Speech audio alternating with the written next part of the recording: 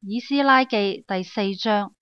猶大和便雅憫的敵人聽說被擄歸回的人為耶和華以色列的神建造殿宇，就去見所羅巴伯和以色列的族長，對他們說：請容我們與你們一同建造，因為我們尋求你們的神與你們一樣。自從亞述王以撒哈頓帶我們上這地以來，我們常祭祀神。但所羅巴伯、耶書亞和其餘以色列的族長對他們說：我們建造神的殿與你們無干，我們自己為耶和華以色列的神協力建造，是照波斯王塞魯士所吩咐的。那地的民就在猶大人建造的時候，使他們的手發軟，擾亂他們。從波斯王塞魯士年間，直到波斯王大利烏登基的時候，賄買謀士，要敗壞他們的謀算。在亞哈隨魯才登基的時候，上本控告猶大人和耶路撒冷的居民。亞達薛西年間，比斯蘭、米特利達、他別和他們的同黨，上本奏告波斯王亞達薛西，本章是用亞蘭文字、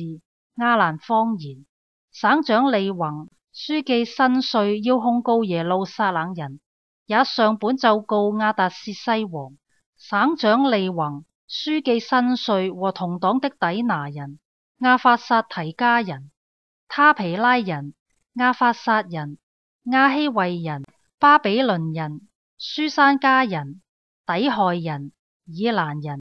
和尊大的亞斯拿巴所遷移安置在撒瑪利亞城並大河西一帶地方的人等，上奏亞達薛西王說：河西的臣民云云，王該知道，從王那裏上到我們這裏的猶大人，已經到耶路撒冷重建這反叛惡劣的城，建立根基，建造城牆。如今王該知道，他們若建造這城，城牆完畢，就不再與王進貢、交貨、納稅，終久王必受虧損。我們既食御鹽，不忍見王吃虧，因此奏告於王，請王考察先王的實錄，必在其上查知這城是反叛的城，與列王和各省有害。自古以來，其中常有背逆的事，因此這城曾被拆毀。我們謹奏王知，這城若再建造，城牆完畢，河西之地王就無分了。那時王諭覆省長利宏、書記伸帥和他們的同黨，就是住撒瑪利亞並河西一帶地方的人說：願你們平安云云。你們所上的本已經明讀在我面前，我已命人考察，得知此城古來果然背叛列王，